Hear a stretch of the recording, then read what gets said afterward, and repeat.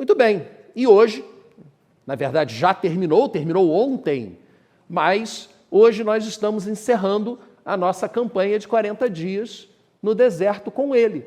Chegamos ao final, aleluia, é o fim da jornada.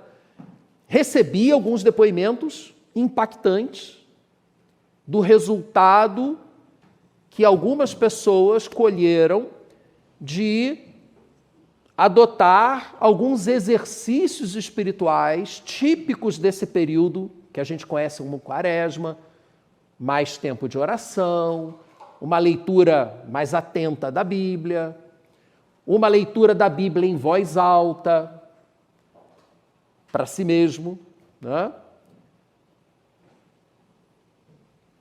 A doação dos seus dons, a utilização dos seus dons a serviço de Deus e do próximo. Foram aquelas sugestões que foram colocadas no início para que cada pessoa olhasse aquele conjunto de exercícios e escolhesse alguns para tentar realizar.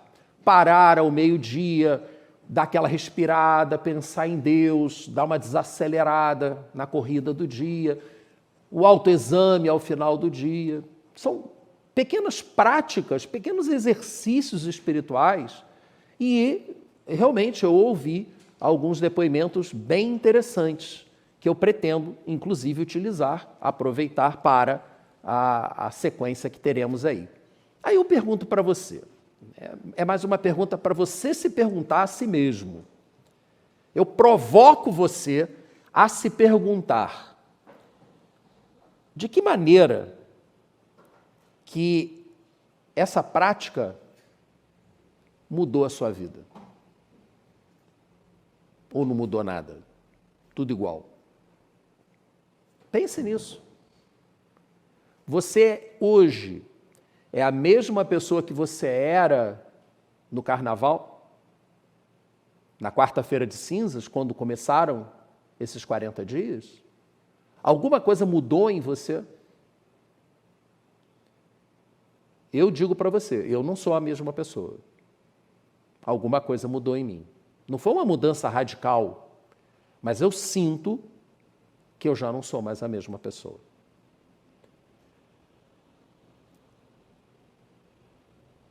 Essa é a vida cristã. Uma caminhada que não dura apenas 40 dias. É uma caminhada que representa a nossa vida.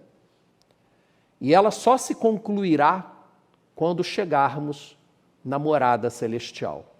Lá a caminhada termina. Lá é a terra prometida. Aqui nós somos peregrinos. E por falar em caminhada, nós vimos na mensagem do domingo passado que quando Jesus foi preso, os discípulos fugiram. Apenas Pedro seguiu Jesus à distância e acabou sendo forçado a um posicionamento, acabou negando Jesus. Mas, de uma forma geral, os discípulos fugiram quando ele foi preso. Na noite de quinta-feira, não ouvimos falar deles durante o julgamento de Jesus. A palavra de Deus não mostra vozes dissonantes na hora que Pilatos ofereceu para a multidão a quem ele deveria liberar, que a multidão escolhesse a quem ele deveria liberar. Não ouvimos vozes, o texto não nos mostra vozes gritando o nome de Jesus. Então, provavelmente, ali não estavam os discípulos de Jesus para se posicionar, ou se estivessem, estavam calados, preferiram se omitir. Não ouvimos. E na crucificação, logo em seguida, o texto bíblico só nos apresenta João e as mulheres. As mulheres foram com ele até o final. Então nós vemos ali em João, capítulo 19, 25 a 27, se você quiser, abra sua Bíblia no Evangelho de João, já vai adiantando, porque o texto que eu vou ler logo em seguida é João capítulo 20, Então, abra no capítulo 19, que é a parte da crucificação. E nós vemos, então, como é que estava ali aquele momento. João 19, 25 a 27. Perto da cruz de Jesus estavam sua mãe, a irmã dela, Maria, mulher de Clopas, e Maria Madalena. Mãe, tia, mulher de Clopas, Maria Madalena. 4 mulheres. 3 delas se chamavam Maria, né? Coincidência interessante. Quando Jesus viu sua mãe ali e perto dela o discípulo a quem ele amava, disse à sua mãe: aí está o seu filho. E disse ao discípulo: aí está sua mãe. E daquela hora em diante o discípulo a levou para casa. Ali nas últimas, sofrendo terrivelmente, Jesus ainda teve tempo de se preocupar com que alguém se responsabilizasse para cuidar da sua mãe. Isso porque Jesus tinha irmãos, 2 que inclusive são autores de cartas da Bíblia, Tiago e Judas, mas eles não estavam ali. João estava. Essa foi a situação, o cenário no final. E então Jesus morreu, foi retirado da cruz sem que os seus ossos tivessem sido quebrados. Para terem certeza de que ele já estava morto, traspassaram o seu lado com a lança, da onde saiu água. Há toda uma explicação médica para isso, mas não vou entrar no mérito, porque hoje não é sobre sexta-feira, hoje é sobre domingo. Seu corpo foi levado para um túmulo novo, recém-cavado na rocha, um túmulo de gente rica, José de Arimateia, que era do Sinédrio, junto com Nicodemos, aquele outro membro do Sinédrio que lá em João 3 tinha procurado Jesus.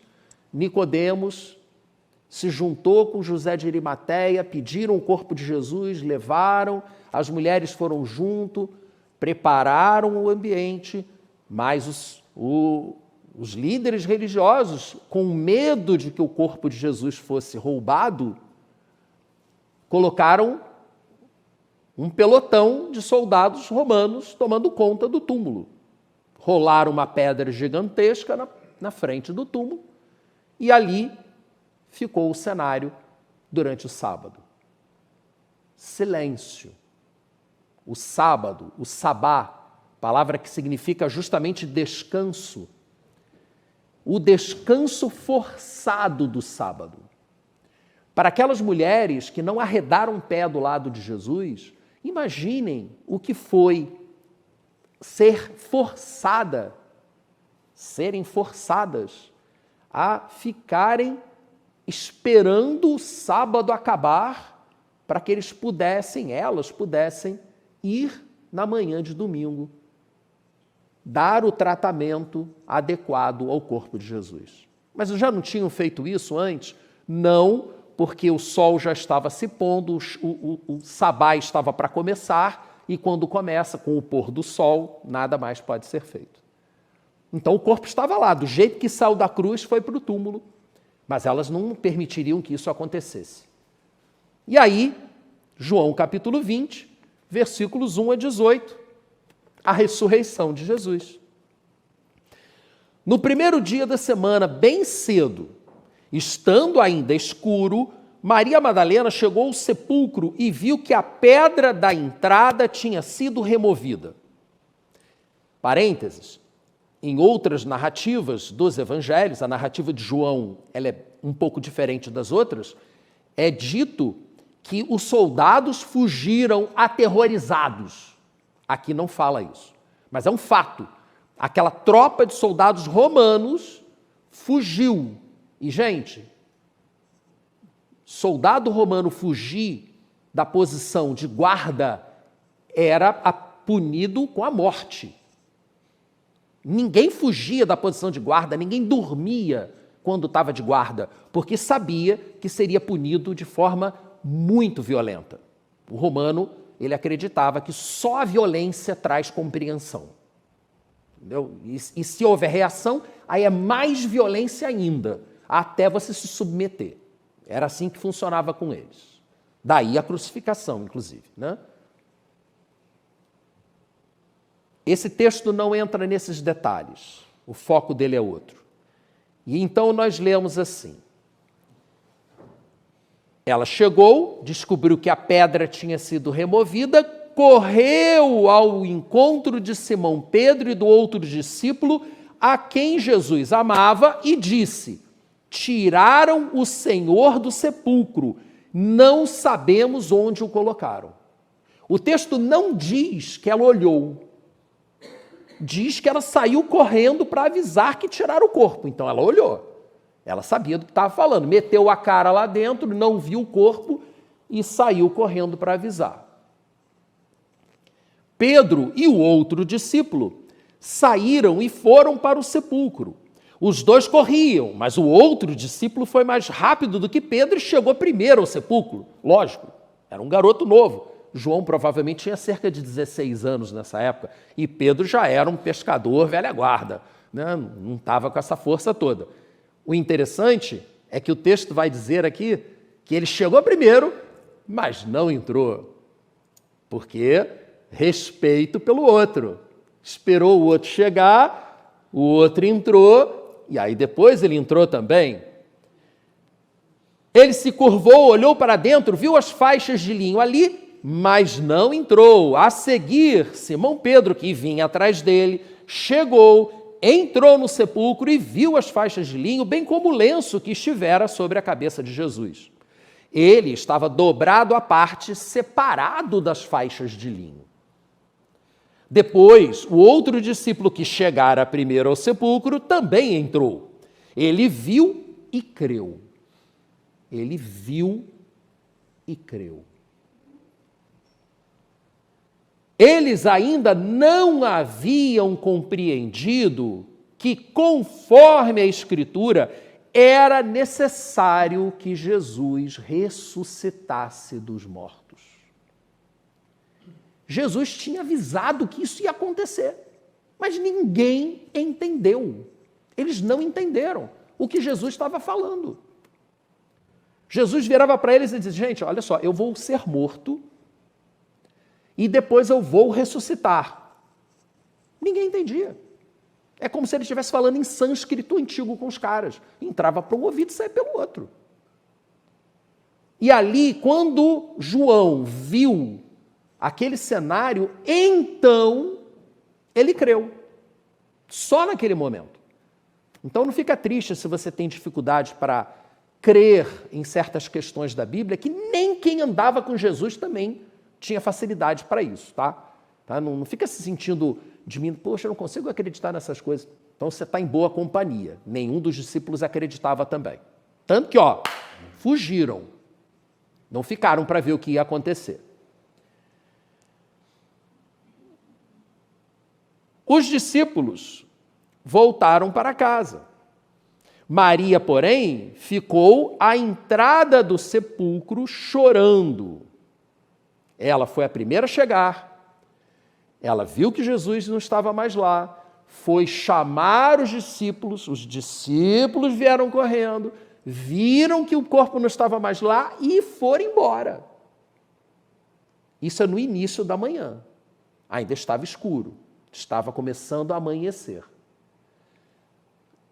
Maria não foi embora. Ela continuou ali. Ela não arredou pé. Mas estava chorando. Claro, como não?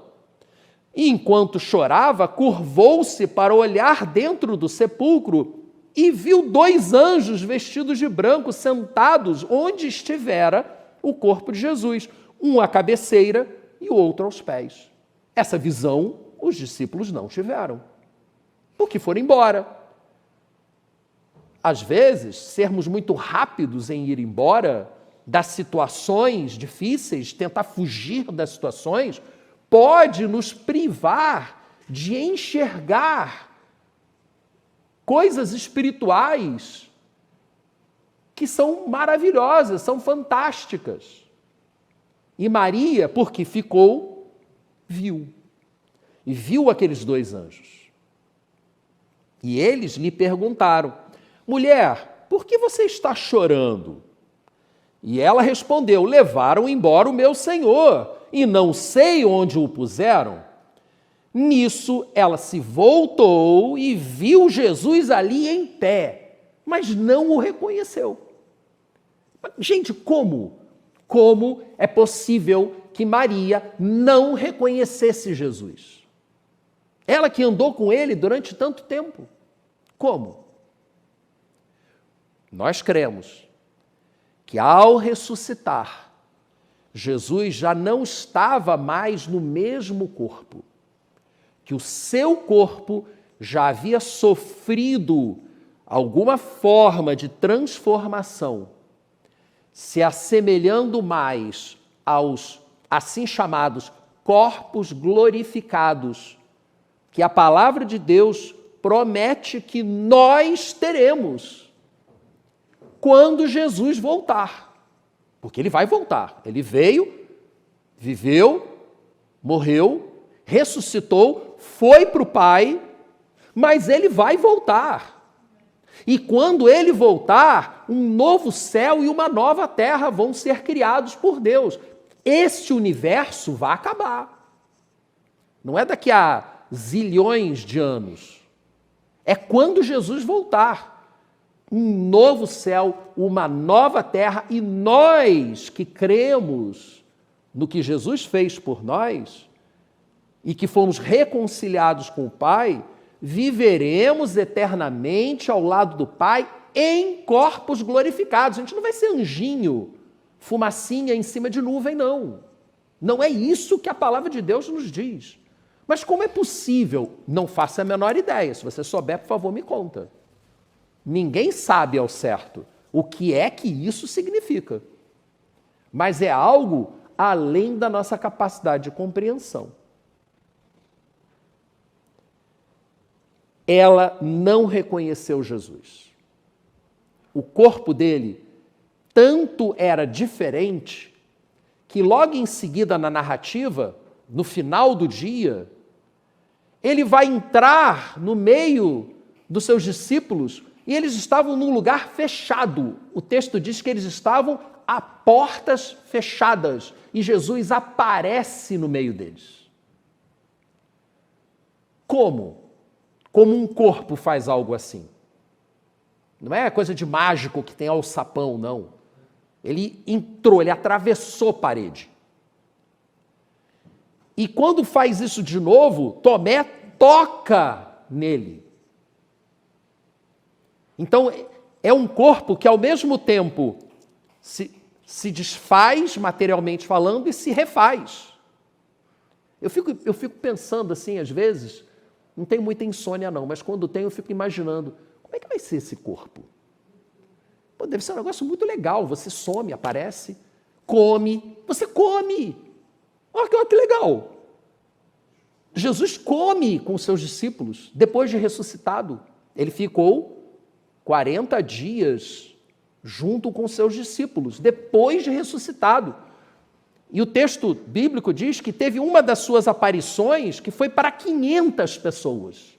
500 pessoas viram Jesus e conversaram com Jesus. Não faltaram testemunhas. Não houve falta de testemunhas da ressurreição de Jesus. Jesus, então, versículo 16, disse a Maria: Maria. E quando ela ouviu o nome dela sendo pronunciado por Jesus, ela exclamou em aramaico, Rabone, que significa mestre. Rabi, Rabone. Mestre. Aí ela o reconheceu. Quando você ouvir o Espírito de Deus te chamar pelo nome, aí você o reconhece como Senhor. Nós precisamos buscar essa percepção espiritual para ouvir a voz de Deus nos chamar pelo nome. É isso que muda totalmente a nossa percepção da realidade. E ela provavelmente pulou para agarrá-lo porque ele lhe disse, não me segure, pois ainda não voltei para o Pai. Vá, porém, aos meus irmãos e lhes diga, estou voltando para o meu Pai, o Pai de vocês, para o meu Deus, o Deus de vocês. E Maria Madalena foi e anunciou aos discípulos, eu vi o Senhor, e lhes contou o que ele lhe dissera.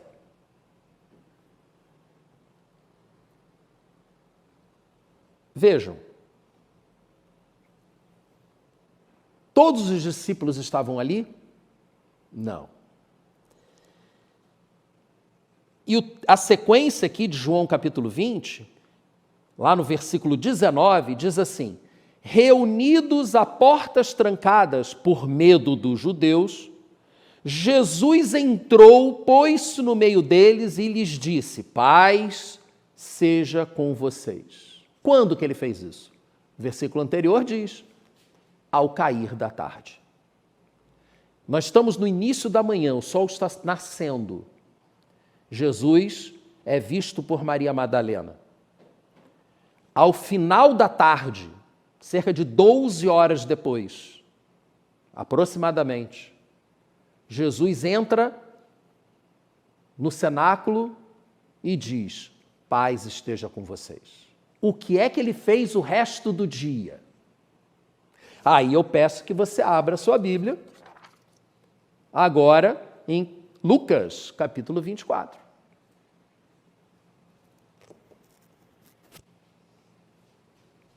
Lucas, capítulo 24.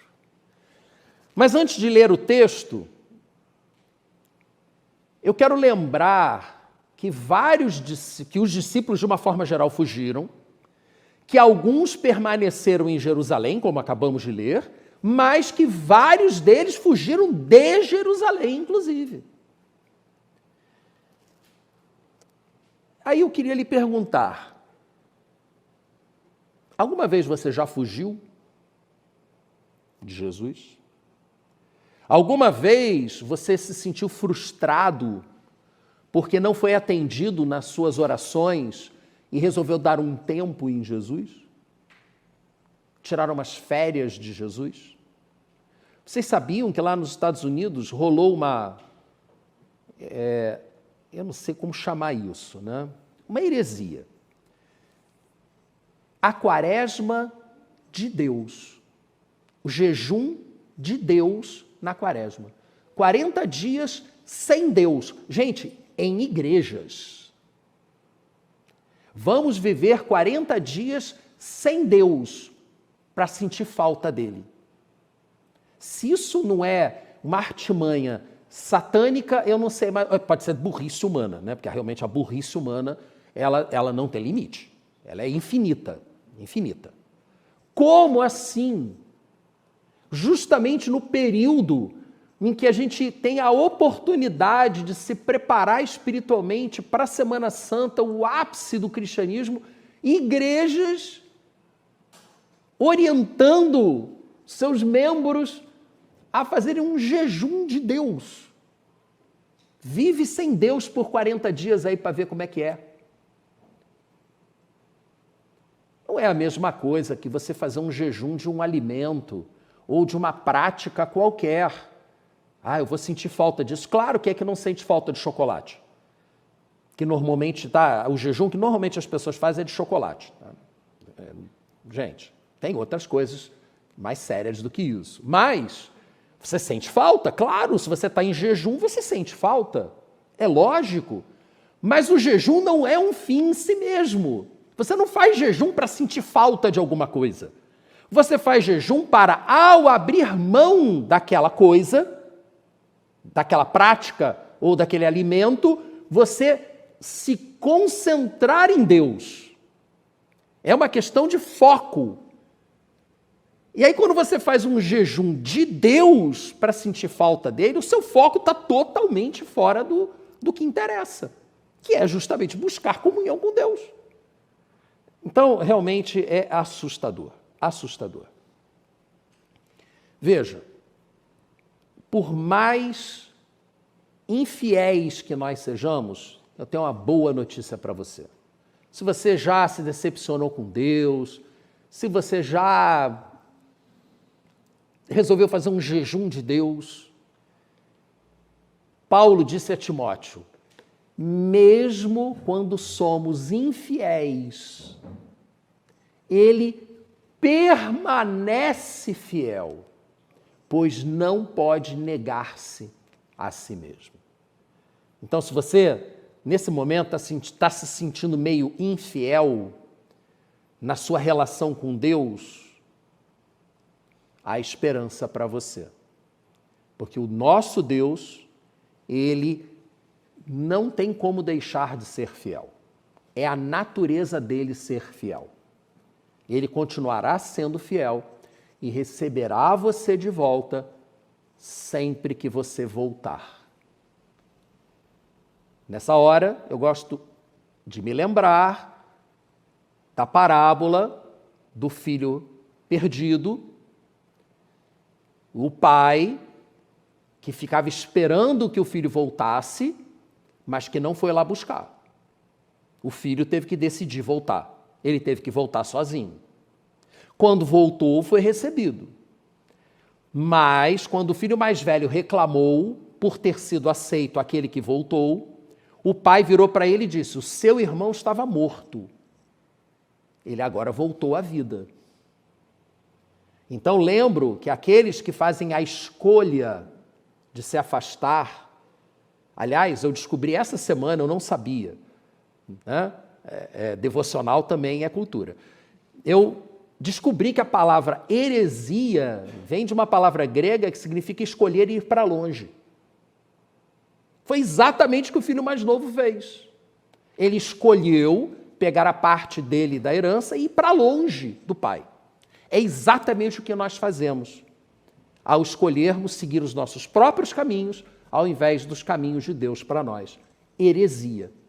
É se afastar de Deus. Deus nos recebe de volta? Sempre. É só você se arrepender e voltar. E alguns dos discípulos de Jesus foram embora. Fugiram. E daí, justamente, vamos ver qual foi a experiência desses discípulos e descobrir o que é que Jesus ficou fazendo nesse período entre a sua conversa com Maria Madalena, no jardim onde estava o seu túmulo, e a sua entrada, né, não vou dizer triunfal, mas é espetacular no meio dos seus demais discípulos, num local trancado no final do dia. O que aconteceu? Naquele mesmo dia, domingo, 2 discípulos estavam indo para um povoado chamado Emaús, a 11 quilômetros de Jerusalém. No caminho, conversavam a respeito de tudo o que havia acontecido. Enquanto conversavam e discutiam, o próprio Jesus se aproximou e começou a caminhar com eles, mas os olhos deles foram impedidos de reconhecê-lo. Assim como Maria Madalena não reconheceu Jesus, os 2 discípulos de Emaús, do caminho para Emaús, também não reconheceram Jesus. Já parou para pensar que talvez na sua caminhada, Jesus esteja caminhando do seu lado e você não esteja percebendo? Para pensar nessa realidade, porque a gente já está vendo isso aqui agora. Versículo 17. Ele, Jesus, lhes perguntou, sobre o que vocês estão discutindo enquanto caminham? Eles pararam com os rostos entristecidos. Um deles, chamado Cleopas, nome que não aparece mais na Bíblia, só ali. Ninguém sabe quem é o tal do Cleopas, mas era um discípulo de Jesus. Lhe perguntou, você é o único visitante em Jerusalém que não sabe das coisas que ali aconteceram nesses dias? Não está sabendo de nada, não? Não tem Twitter, não, cara? Instagram? Né? O celular aqui na Palestina é ruim a beça. Sabe de nada? A pátria não sabe de nada. Que coisas? Perguntou ele. O que aconteceu com Jesus de Nazaré? Lhes responderam. Ele era um profeta, poderoso em palavras, em obras, diante de Deus e de todo o povo. O chefe dos sacerdotes e as nossas autoridades o entregaram para ser condenado à morte e o crucificaram. Nós esperávamos que era ele que traria a redenção de Israel e ele morreu. Olha que frustração. E agora o que vai ser da gente? E hoje é o terceiro dia que essas coisas aconteceram. Mas olha só que coisa estranha, forasteiro. Algumas das mulheres entre nós nos deram um susto hoje. Foram de manhã bem cedo ao sepulcro e não acharam o corpo dele. Voltaram, nos contaram que tinham tido uma visão de anjos e que disseram que ele estava vivo. Alguns dos nossos companheiros foram ao sepulcro e encontraram tudo exatamente como as mulheres tinham dito, mas não o viram. Nem os anjos. Então, lhes disse Jesus, como vocês custam a entender, como demoram a crer em tudo o que os profetas falaram. Não deveria o Cristo sofrer essas coisas para entrar na glória? Não está escrito nos profetas? Vocês nunca leram o Salmo 22? Vocês não sabem? Aliás, vai ser lido hoje à noite, Salmo 22, tá? Haja coração. Nunca leram Isaías 53? Isaías 64? Nunca leram isso? Não sabem o que as Escrituras falam do Messias? E a começar por Moisés, passando por todos os profetas, explicou-lhes. Tá vendo? Não sou só eu que fico explicando as coisas, não. Tá? Apresenta o texto e explica. Ele também fazia isso, eu estou em boa companhia. Explicou-lhes o que constava a respeito dele em todas as Escrituras. Ao se aproximarem do povoado para o qual estavam indo, Emaús, né, Jesus fez como quem ia mais adiante, mas eles insistiram muito com ele. Fique conosco, você é um cara legal pra caramba, estamos gostando de ouvir, vem, porque a noite já está chegando. O dia já está quase acabando. Então ele entrou na cidade para ficar com eles. Versículo 30. Quando estava à mesa com eles, tomou o pão, deu graças, partiu e deu a eles. Então os olhos deles foram abertos e o reconheceram. E aí ele desapareceu. Oh, que frustração. Era Jesus, puf, sumiu. Gente, você está caminhando como peregrino nessa vida, nesse deserto. Tem oásis? Claro que tem oásis. Alguns oásis maravilhosos. Gente, nascimento de um filho. Pô, tremendo oásis. Né? Uma conquista profissional. Oásis. Nós temos oásis, mas esse caminho aqui não é um mar de rosas, não é um mar de almirante, tem tempestade, uma atrás da outra. E nesse caminho, você não está sozinho. Você pode não perceber, seus olhos podem não enxergar, mas o nosso Senhor Jesus Cristo está caminhando com você. E interage com você. Às vezes, não sei se acontece com você, comigo acontece muito. Pode ser esquizofrenia também, mas não sei. Eu estou caminhando, olhando para a natureza e começo a conversar comigo mesmo. Dizem que o problema é só quando você responde, né? Não sei. Gente, eu creio, sinceramente, que ali é o Espírito de Deus interagindo comigo. E Ele quer interagir com você também no seu caminho, como interagiu com Cleopas. Acho que ninguém vai querer dar um nome desse para o filho, né? Meu filho vai se chamar Cleopas, porque Jesus vai andar com ele no caminho. Jesus quer andar com você. Ele quer conversar com você. Mas você tem que dar atenção para ele. É por isso que a gente fica insistindo na necessidade de você ler a Bíblia, de você dar um tempo para orar, e não apenas pedir as coisas, mas parar, ouvir, dar aquela parada. Por que a gente insiste nisso tudo? Não é um fim em si mesmo. É para criar as oportunidades para que você ouça Deus falar com você. Porque Ele está falando, como falou com aqueles homens. E aí,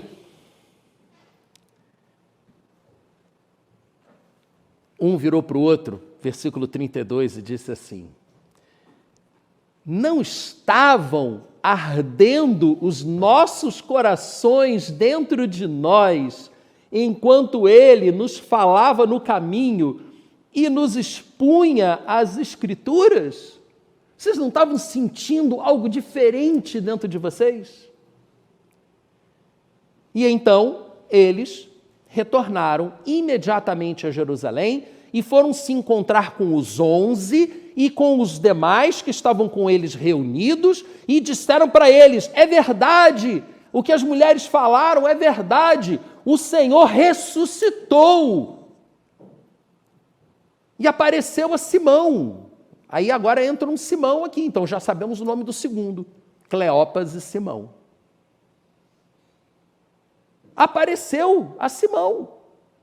E aí, versículo 35, os dois contaram o que havia acontecido no caminho, como Jesus fora reconhecido por eles quando partiu o pão. E enquanto falavam sobre isso, o próprio Jesus apresentou-se entre eles e lhes disse: paz esteja com vocês. E aí agora a gente junta com a narrativa de João capítulo 20. Então nós temos aqui um enxerto de um trecho de um momento fantástico da vida de Jesus, já ressurreto, numa sequência complementar, porque os evangelhos se complementam, eles não se contradizem, eles se complementam. E aqui nós temos a preocupação de Jesus, porque ele chega para você e ele diz: paz seja com você.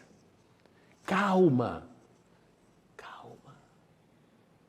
Quando eu era pequeno, muito pilhado,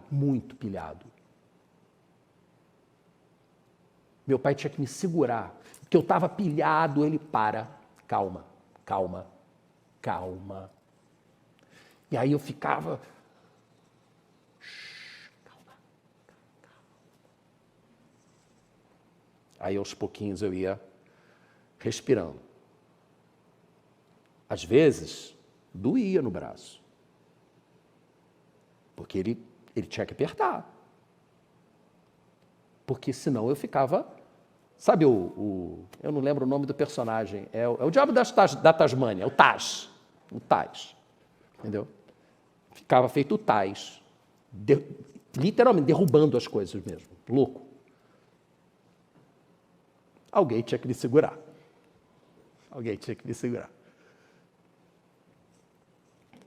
Deus, Ele não quer que a gente saia por aí feito louco, ansioso, angustiado, desesperado. Não.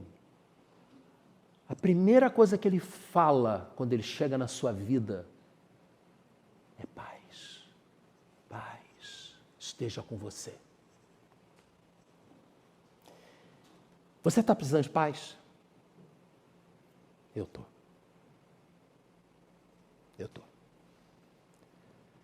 Por gostar muito de história e por ter uma certa queda pelas teorias conspiratórias, eu ando muito ansioso ultimamente. Muito. Eu vejo coisas e eu comparo com o que eu já vi na história, coisas semelhantes em outros momentos, e eu fico assustado com o que eu vejo. E aí eu me volto para o Senhor. Olho para os montes, de onde vem meu socorro? Meu socorro vem do Senhor. Quando me vejo cercado por montes intransponíveis, barreiras que eu não sou capaz de superar, se o Senhor não vier em meu socorro, vou perecer. Você está precisando de paz? Eu estou. Eu quero orar com você. A nossa caminhada de 40 dias no deserto, ela chegou ao final. Acabou. Essa imagem vocês não vão ver mais. Imagem muito bonita. Inclusive a autora estava aqui agora mesmo. Deu uma saidinha. Vamos para outra. Esperança. Mas ao final dessa caminhada, aqui, de 40 dias, continua a nossa caminhada. Nós somos peregrinos nessa terra que não nos pertence. Pertence ao Senhor, mas Ele ainda terá que voltar para resgatar o que é dele. Ele veio a primeira vez para resgatar você, a sua vida, com o sangue dele. Quando ele voltar a segunda vez, aí ele resgatará todo o universo. O ápice primeiro, depois o resto. Enquanto isso, nós precisamos continuar caminhando. Você precisa, eu também. E nós temos desafios, nós temos questões. Como enfrentar isso? Com a ajuda de Deus, com a presença dele. Concluindo, era necessário que Jesus sofresse na sexta-feira, vencesse com isso o pecado, com a sua própria morte, para que depois, no domingo, ao ressuscitar, vencesse a própria morte.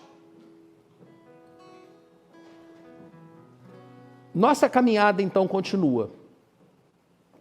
E nós vamos orar para que o Senhor esteja sensível a você. Ele está com você, mas vamos orar para que você sinta a presença dele ao seu lado.